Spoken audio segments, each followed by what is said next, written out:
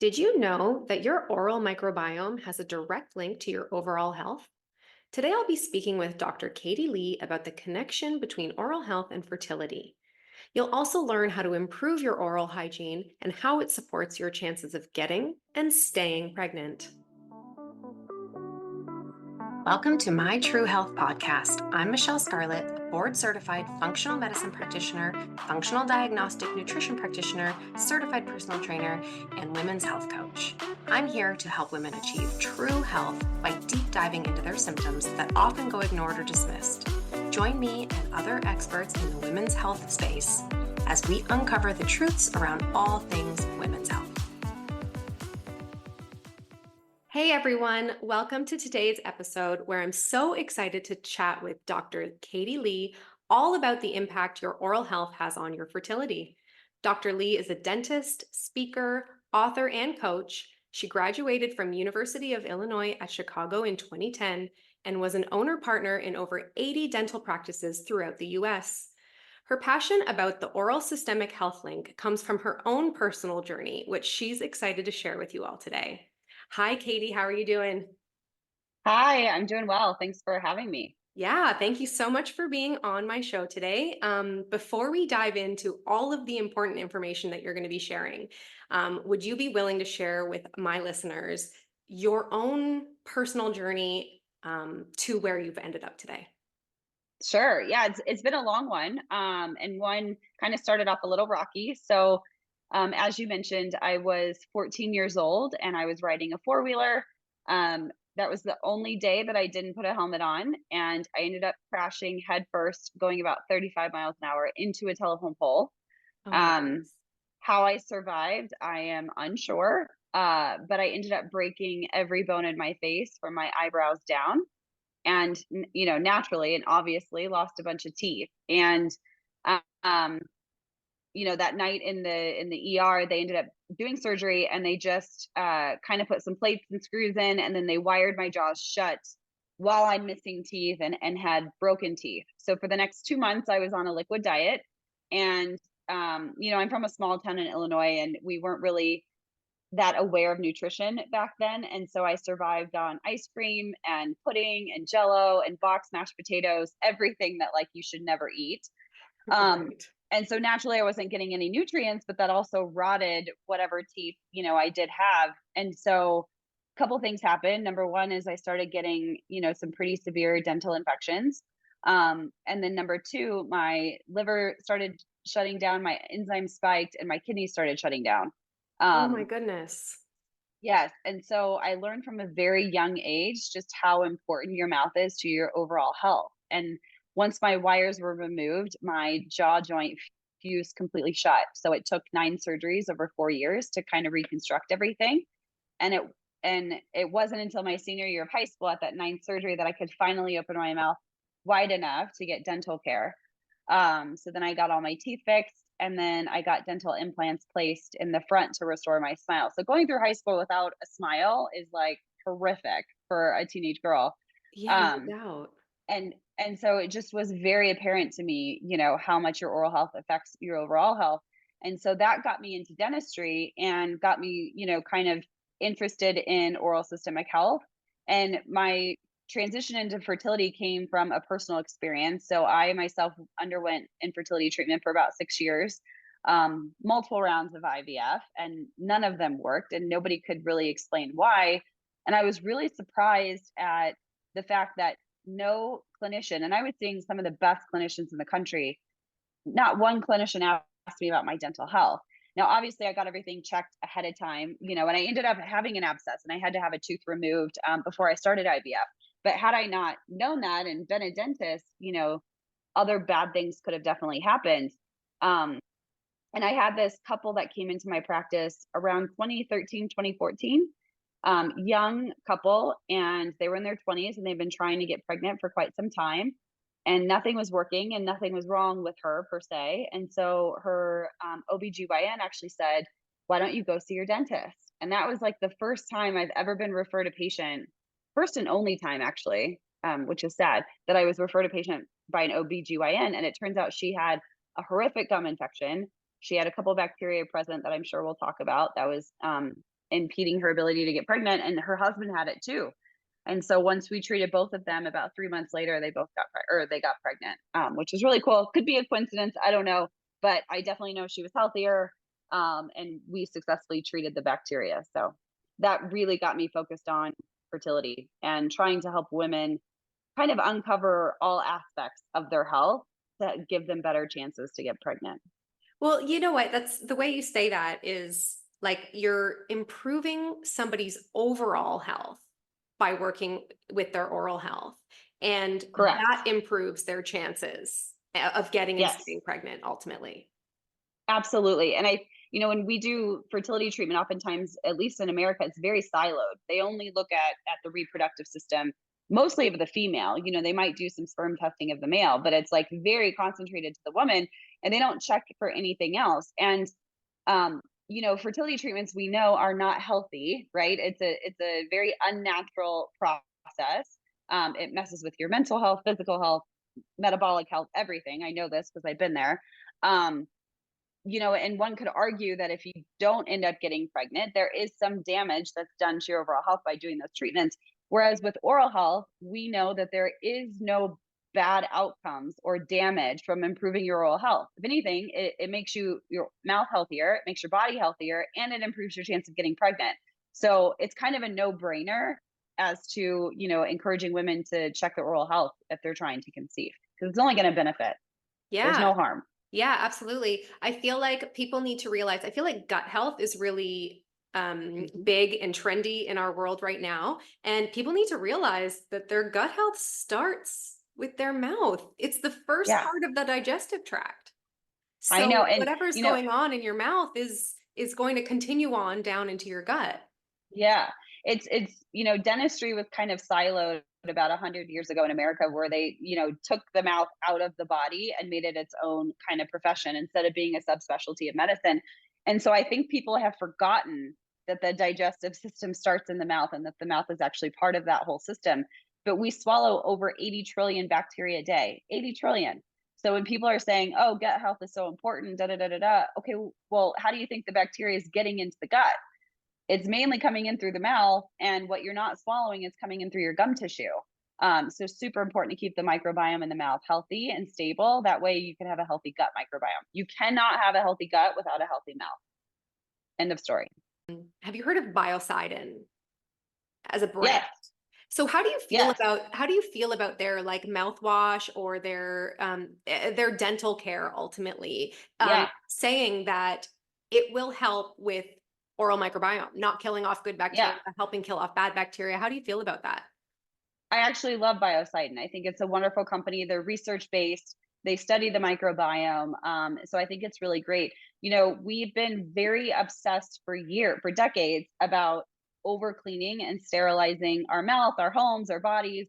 And what we know now is that that's not okay. And so when we see mouthwash that says kills 99.9% of bacteria, okay, well, that's good because it's killing the bad bacteria. But the bad thing is it's also killing the good. And if you think about kind of Darwin concepts, right? Only the best survive, or the strongest survive. And so, if any bacteria is going to survive that harsh mouthwash, it's going to be the super mutated, hard to kill, bad pathogenic bacteria. And that's not what we want to survive. So, and those products are non selective, as I just mentioned, they kill both good and bad. And so, I am a big proponent of using very gentle, alcohol free is really important, alcohol free mouthwashes, to support the microbiome. And really, when we're talking about mouthwash, it's great to support the good microbiome, but what we're really doing is, kind of breaking up any loose biofilm that's in the mouth and spitting it out, right? It's like we don't need to chemically go in and disrupt bonds and spit out remaining bacteria. Right. Oh, that's great advice. That's really good advice. Okay, let's talk very specifically about your oral health and fertility. Let's talk about the types of things you look for as a dentist, look for in your patients that you know is going to have a direct link. Sure. So there's essentially three things that I always want to, or four things that I always want to check for on my patients. When in general, I always check for these things, but especially if they're going to be undergoing fertility treatment. One is I want to make sure that they have no abscess teeth. A lot of times, and I'm sure we'll get into this, when someone has root canals or maybe a deep cavity that's been there for a long time that they've never treated, they may have an abscess that's hiding in the bone that they may have no symptoms associated with. So people can have these abscesses in the bone and not know that they have infection. I'm one of them. I had one for years, had no idea, up until I went to dental school, was learning how to take x-rays on each other. We took a big pan and found out that I had a massive, it wasn't just an abscess anymore. It had turned into a cyst because it had been there for so long and I never had a symptom. So really important to check for that because that's very dangerous, and will definitely impact fertility. The second thing that I always want to check is gum health, because we know that if and when someone does get pregnant, their gum health typically is going to get worse because of the hormones associated with pregnancy. If someone's undergoing fertility treatment, they're going to be on those hormones as well. So again, the gums are only going to get worse. And when we talk about the gum health, gums are supposed to surround our teeth and be super tight against the roots of our teeth as a protective mechanism to keep what's in the mouth from getting into the body. When the gum tissue starts to break down, they become leaky, just like we hear of leaky gut, and the bad bacteria in the mouth get into the bloodstream, and one of the first places they go is the reproductive system. So I want to make sure their gums are healthy. And then the other thing that I want to make sure of is that they have a healthy airway, or that they're breathing properly, because we know that mouth breathing not only is bad for your brain and your heart, but it also changes and causes dysbiosis in the mouth, changes the microbiome, causes inflammation, and again will affect fertility. So those are the main things that I always want to check in my patients. Wow. And check the spouse, not just the woman; it's also the man. They're 50% of the puzzle. They are 50% of the puzzle. Yeah, about 10% of the population struggles with infertility. And what we know is it's 50% male and 50% female. And so this isn't just a female problem. Also, cavities and bacteria that cause gum infection are communicable diseases, meaning they are communicated between people. So if, let's say, I'm trying to undergo fertility treatment and I'm healthy, but my spouse is not healthy and he develops gum infection or a cavity, he's going to transfer that bacteria to me. So it's very important that both parties get treated when they're undergoing this kind of treatment. Oh, that's important to know. I want to just touch on the fact that you didn't know you had an abscess and then later turned a Yeah. cyst. That's kind of scary. Yes. Obviously, you said you were doing x-rays. That's how you found out. What Yes. causes an abscess in the first place? Was it potentially the dental surgeries from what you had as a child? Which you're so lucky to be alive from that accident. I Like, know. And holy. to have a functioning brain. Like the fact that my brain still works some days. And the fact that I didn't break my neck because it was a full on head impact, like I don't know. I had an angel, lots of angels around me that day. Yeah, Um, absolutely.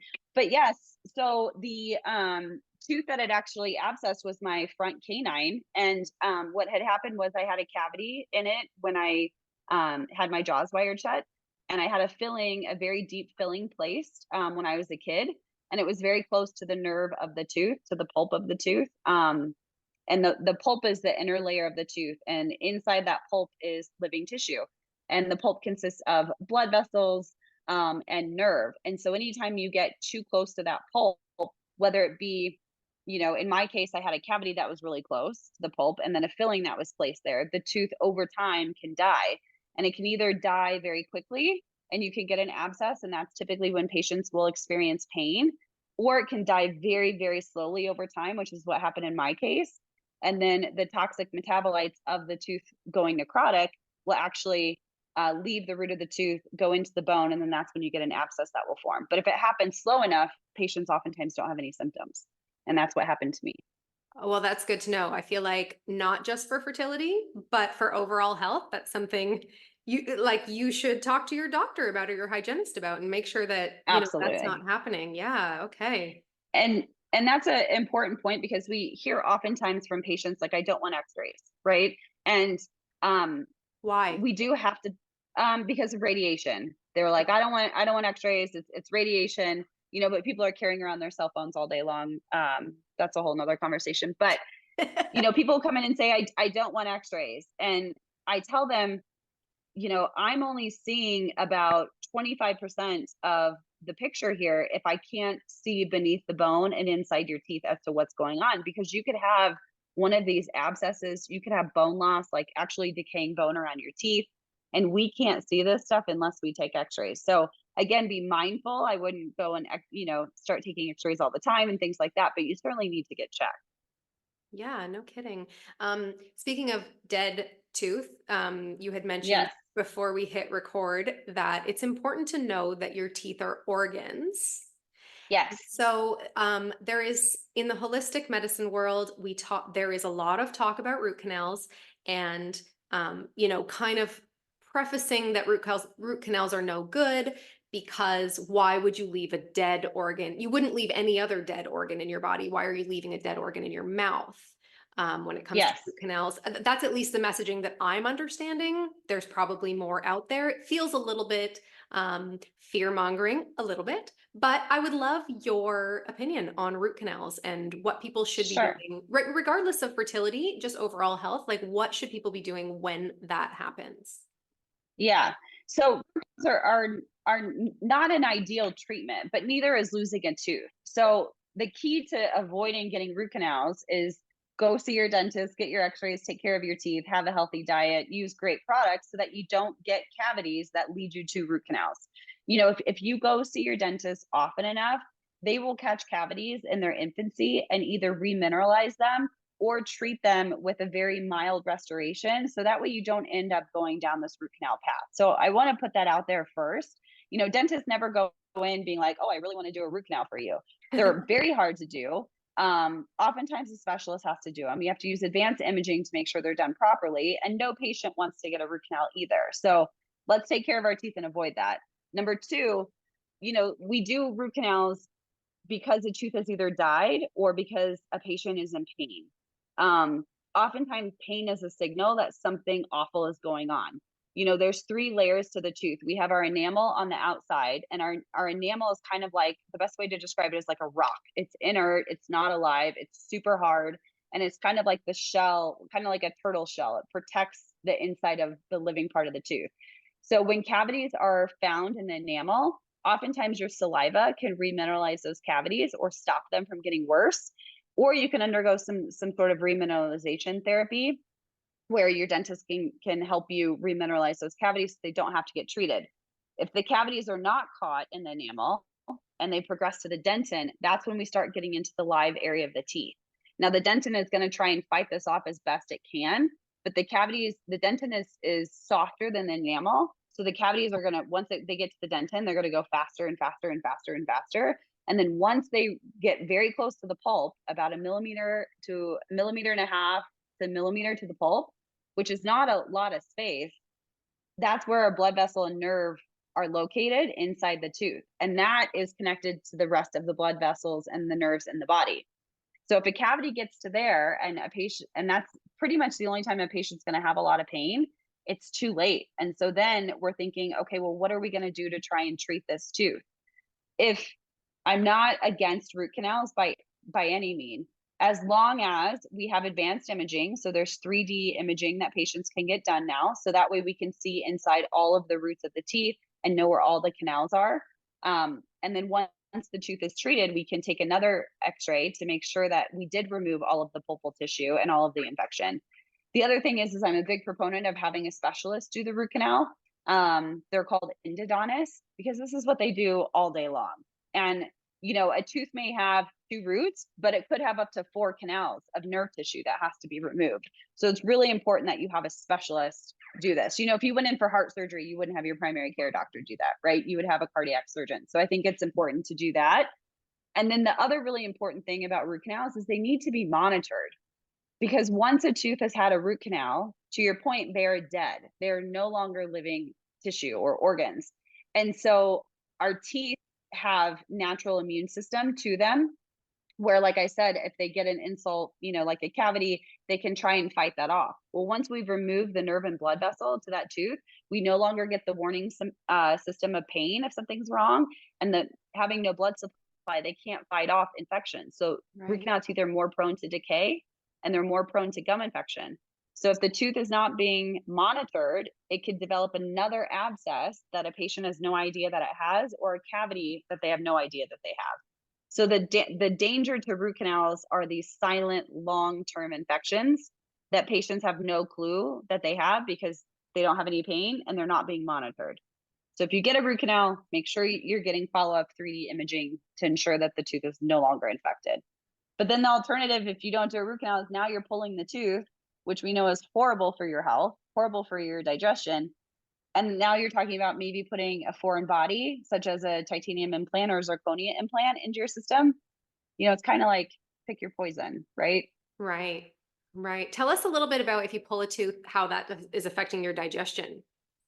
Yeah. So I'm sure you haven't had a tooth pulled before, I have right? not. Thank Okay. goodness, I gotta I say. have. Yes. Yes, I have because of my history. So when you lose a tooth, all sorts of things happen. Number one is you lose up to 50 to 80% of the bone that holds that tooth in place shrinks unless you get, some sort of bone graft. So you start to lose support on the adjacent side of the teeth. Also, our teeth are there to maintain space. So when you take that tooth out, the teeth on either side are going to start to rotate and tip, and your tooth on top is going to start to fall down, or vice versa. The one Oh. on the bottom will start to super erupt.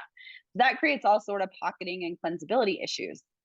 The other thing is our teeth are meant to be there to chew, and so we have different sizes of teeth depending on how much we expect those teeth to aid us in chewing. So when you take out a tooth, let's say you lose a molar, well, now your 100% chewing capacity on molars is now cut in half because you only have one molar left. So that means the teeth on either side of that tooth now have to take more force to chew because they're missing their buddy that was helping them. So those teeth start to break down even faster. Oh And then the man. other thing is, since you now have a gaping hole, you're swallowing bigger particles of food than you would if you had all your teeth masticating your food. So now your digestive system is having to break down much larger particles of food than it was before. So it's not good. If you take a tooth out, you must replace it unless you're losing a wisdom tooth or something like that. But yeah, don't take out teeth and leave them out. That's not good either. Wow. I feel like this is so informative. I feel like this is not information that like my regular dentist would just chat with me about. Now, this is my sort of my industry, not necessarily dentistry, but holistic health. And I love to talk about that. I am so fascinated by the Yeah. human body, including the mouth, um, that I feel like just like your primary, like your GP, your doctor, like they're not really telling, they're just telling you what you need to know. They don't Yes. dive into things this deep. Like I could Yeah. probably piece it together that yes, pulling a tooth would, you would struggle a little bit more with digestion. But like I had said earlier, like your mouth is the very first piece of your digestive tract. And Yes. part of that is just the ability to chew food.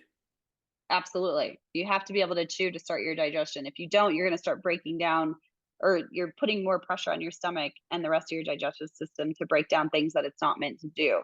Or at least at that level. And I agree with you. A lot of dentists don't talk about all this stuff. I think some of it is they don't know all of this, right? In school, I can at least speak for my training, which was pretty common training. We're taught more mechanical procedures and techniques. We have the basic molecular science, but in terms of doing kind of holistic approach to how the mouth affects the rest of the body, we're not really given that information. We learn the biology, and then we go in and we spend 3 years learning techniques and mechanics of how to be a dentist. Mm, So I think a lot of dentists don't know about this.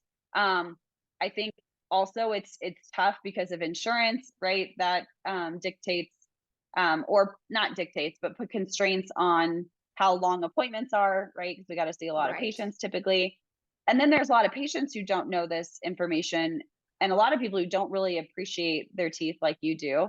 Um, and so when we start to communicate this information to the vast majority of patients, they're like, oh, well, you're upselling me, or I don't care about this. It's just a tooth, take it out. And so we get a bit jaded on educating, right? So then we just assume, oh, well, everyone feels this way, when that's not true. And it's definitely changing. I noticed that throughout my career, people are becoming more and more in tuned with how their oral health affects their overall health. Oh, well, that's good. That's incredible. And it's probably Yeah. actually now talking with you, probably something that I will start to implement into my own practice with Yay. my patients because I work with a lot of women who have hormone issues and gut health issues and just like struggle sort of overall metabolically. And I Yep. haven't been touching on oral health. And Yeah. so Yeah. that might be something that either maybe you and I can work with I or love that. yeah, I'll start directing them to start looking inside their mouths, so that's really important. That's great. Yeah, it's Okay. super important. Sorry, go ahead. I was just going to say, the big thing that causes disease in the body is inflammation, right? So inflammation is inflammation and it doesn't silo to just one area. So if you have inflammation in your gut, it's going to be in your mouth. If you have inflammation, in your uterus for endometriosis, it's going to be other places too. So it is important to look at the whole picture. Yeah, absolutely. Okay, let's swing back over to fertility. I Yes. just want to ask, what are some ways that women and men can improve their oral health, specifically some ways, to contribute to better fertility, better chances of getting Absolutely. pregnant? Yeah. So the first thing is, and I'm going to kind of stick with gum infection here because this is the big thing that we deal with when we talk about fertility issues. So the biggest thing is if someone is undergoing fertility treatment, or if they're pregnant, or if they're thinking about trying to conceive, go get a dental exam. You don't know if your gums are healthy unless you go get them checked. Um, if you're seeing, I say pink in the sink, that's kind of a tagline that the dental healthcare industry uses. If there's any pink in the sink when you're brushing or flossing, that's a sign of infection. So go see your dentist. When you're there, make sure that they are measuring your gums. So we have a little instrument that has a ruler on the end, and we go in and we take gum measurements. And they have to measure at least 6 areas on every single tooth in the mouth. If they don't measure your gums, there is no way that they can tell that if you have a gum infection, because what we're looking for is bleeding. Sometimes people will have pus coming out of their gums. That's actually very common. And we're looking for the size of the pocket, so the distance between the gum tissue and the bone. Anything greater than 3 millimeters indicates that there's some sort of infection going on. Either someone has gingivitis, which is inflammation and is treatable and reversible, or it's progressed to the bone and is now killing the bone around the teeth. That's gum disease. That's no longer reversible, but we can treat and manage it. Um, the Wow. additional thing that they can do when they go to the dentist, and this is like kind of, cream of the crop, but I'm trying to make this more mainstream, is to get a saliva test. So there's over 700 different species of bacteria in your mouth, and there's, some will argue five, some will argue 11 that types of bacteria that cause a lot of damage in the body, and there's two in particular, FN and PG, that we know negatively affect fertility for both men and women. And it's important to know if you have these bacteria because they don't respond to traditional treatment of just getting a deep cleaning. And so if a patient has these bacteria, we test for them, we know that they're there, we can use other modalities to try and eliminate or reduce this bacteria. And then we can follow up with a post test to make sure that they're gone. So those are what your dentist can do. And then at home, what patients can do is once they receive a clean bill of health and they have their treatment, maintaining with basic things such as brushing with an electric toothbrush, minimum of 2 minutes twice a day. That's super important. Everyone has to floss.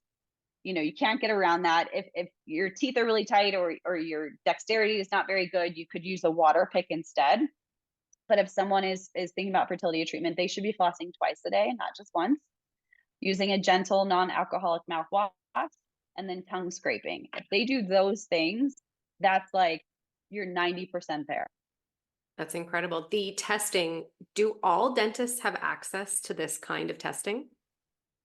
Yes, all dentists can get access to this testing. It's very easy. You just sign up with these companies, make an account, and then they can do a test for you.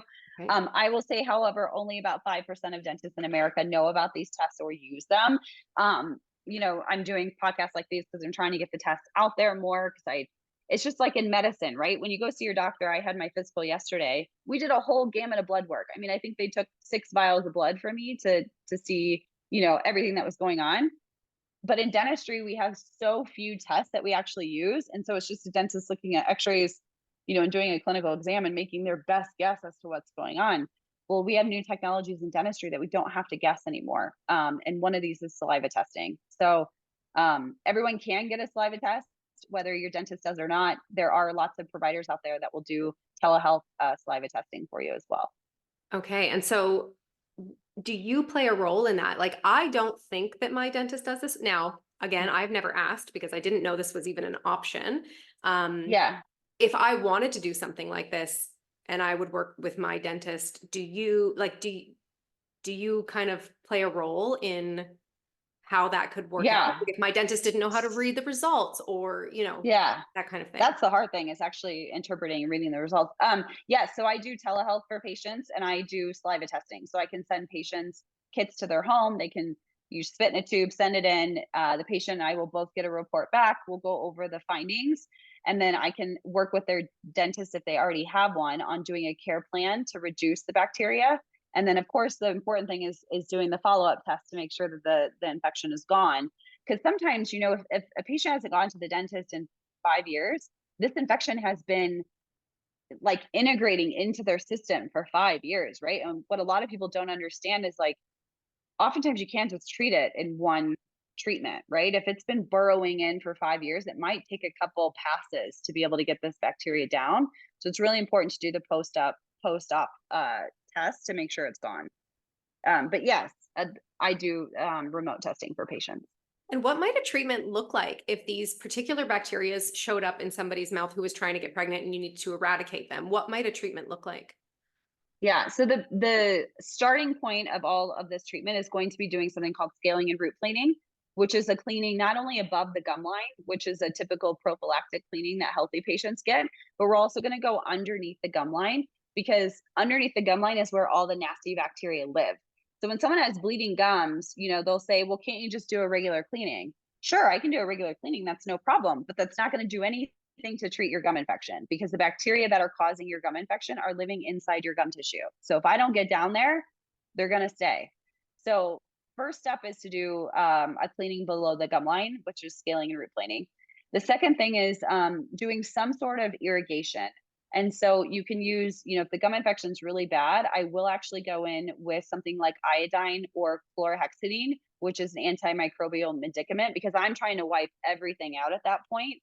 And then we'll supplement with probiotics and prebiotics afterwards to kind of rebuild the oral microbiome. Some biodentists will use other medicaments like ozone to try and go in there more holistically and clean out bacteria. And then I'm a big proponent of lasers. If you think about it, you have your tooth and then you have your gum tissue. So you got to clean the root. That's what the deep cleaning does, the scaling and root planing. But then the bacteria are actually embedded in and living inside that gum tissue. And inside the gum tissue is where a blood supply is. So that's how the bacteria are getting into our circulatory system. So if you don't clean the gums, you're only taking care of half the problem. So I love to use lasers. Lasers are really great for cleaning the gum tissue, and it will actually go in, not only kill the bacteria, but also remove any of that inflamed granulation tissue inside the pocket. That way, your gums will reattach to your tooth, seal them up, and hopefully keep what's in the mouth there and not getting to the rest of the body. Wow, that's so good to know. Thinking about women who are trying to conceive, couples, I should just say couples who are trying to conceive, and the first part of conception, or the first part of somebody's dream to have a child, is conception. And Yeah. yes, I know we are talking about conception right now, but um, thinking about then your overall health, you as the woman, as you carry that child for 40 weeks, every bit of your health is now that baby's health. So Yes. yes, people can conceive and people get pregnant all the time, but doing this not only to conceive, like treating oral health and having good oral health, not only to conceive, but to also have a healthy pregnancy and a healthy baby at the end of it, is really the goal, Yes. right? Like Long term health. yes, long-term health, exactly. Like when I think about my son, even now, he's 11 months, we are breastfeeding still. And my goal for him is to set him up so that his adult life is as healthy as it can be. And Yeah. that's my prerogative, and that's my goal for him, and the way that I choose to do that. But this is like the very beginning, the foundation of Yeah. potentially your kids and even your grandkids' overall health. Yeah. I have so much to say about that. I love that you talked about that because, let's say someone does conceive, right? They didn't check their oral health ahead of time. If they have this FN and PG bacteria present, we know that once they get pregnant, it's only going to get worse because of the placental hormones. We have progesterone, estrogen, and lactogen. Those hormones increase vasodilation because we increase circulation when we get pregnant. That increase in vasodilation also causes an increase in inflammation. That means that our gums get leakier when we're pregnant than when we're not, which means more bacteria in the mouth are going to get into the body than what was happening before. And we know that these bacteria, once they get to the female reproductive system, the toxic metabolites of them cause all sorts of horrible things. And I'm not trying to fear mongrel here, but the toxic metabolites of FN cause stillbirths. We know that. Stillbirths are caused by FN Wow. bacteria. It also causes the amniotic membranes to prematurely rupture. So people with gum infection, which by the way, 40% of all pregnant women have some sort of gum infection. Wow. That 40% are at a 30 to 50% increased risk of having a preterm delivery and a low birth weight baby, which we know sets the baby up for, a whole gamut of issues long term in their life. And then if we have all this inflammation and infection present, those women are also more likely to get preeclampsia and gestational diabetes. And someone with gestational diabetes is at a 30 to 50% increased risk of developing diabetes 5 years down the road. So, to your point of, this is just the start of kind of your overall health, we want moms to come out of this healthy, right? We don't want you to have a baby. And we always hear women come out and say, my teeth were ruined once I had a kid, right? Well, that's because we didn't start off at a good spot. And so we don't want the mom to have a baby and then their health is damaged. But then also, babies are born with just a very finite amount of bacteria and they get that through the vaginal canal. So again, it's super important for the mom to be healthy because the baby's first introduction to microbiome is through your own. Right. That's so important. And our mouths are born essentially sterile. Every bit of bacteria that we get in our mouth, it's acquired. And so when you have your cute little baby and you're kissing them all over their face and, sharing spoons and kisses and everything else, you're transferring your entire microbiome to your child. So to your point of setting your kid up for long-term health, we certainly are. So the health of the parents is imperative to the health of the child.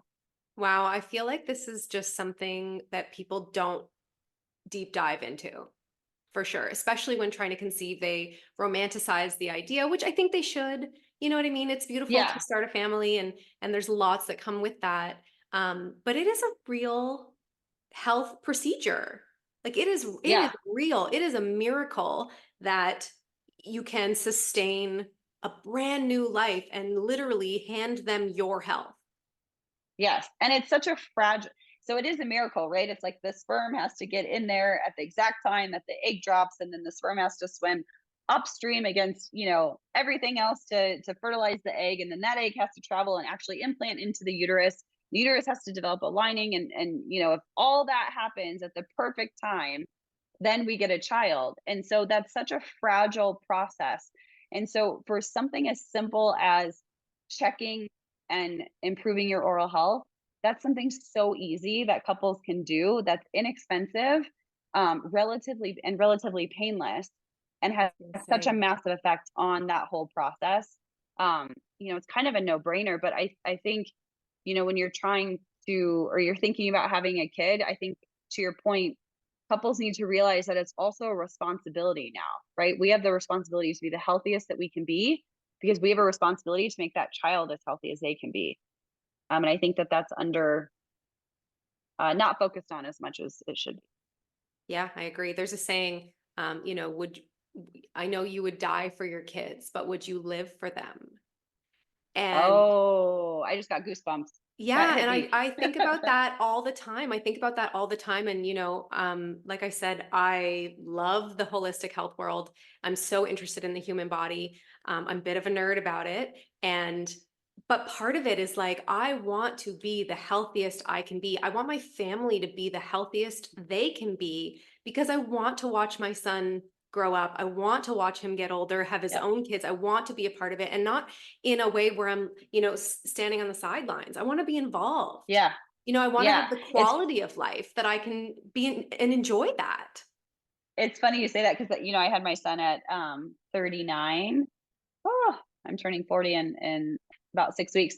So I had him late, right? And uh, so I'm very dedicated to my gym routine, and I hate running, but I have a Peloton, and every morning I get on the Peloton. The first thing I say is, "This is for you, Rome," because like I hate doing it, but I know that I'm going to be older when he's active, and I want to be right alongside him, climbing mountains and riding bikes. So yeah, Yeah, I we got to agree. keep ourselves healthy.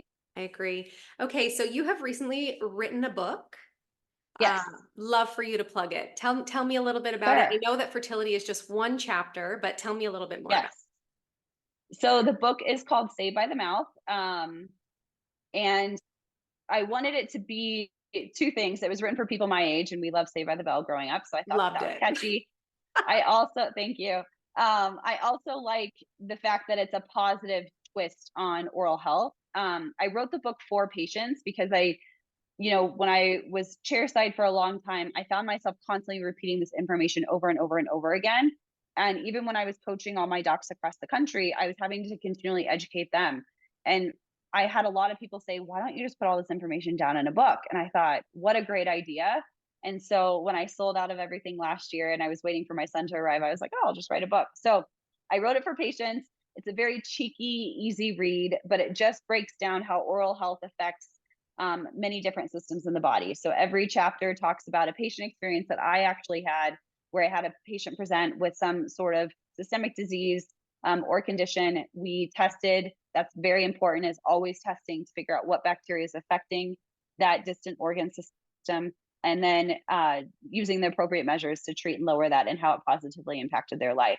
So my hope is that by educating the public will then go and start asking their healthcare practitioners about these things, so we can try and move this whole profession forward. Yeah, I agree. That's fantastic. I'm definitely gonna get myself a copy and I might even just buy one for my hygienist. I love my hygienist and Yeah, she's into this kind of stuff as well, but I think that in her world, maybe her hands are tied a little bit. She has yeah, to work yeah, within a box. So this might be a really interesting read for her as well. yeah, yeah. I've had actually a lot of patients do that where they buy it for their doc.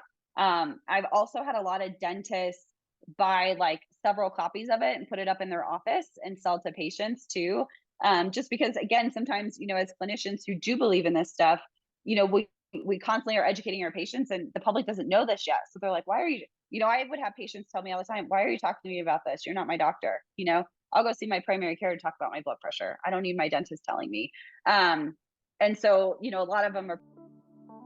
If you're looking for more information on how you can work with me, you can head to my website at www.michellescarlet.com or find me over on Instagram at michellescarlet_. And this information will also be provided in the show notes.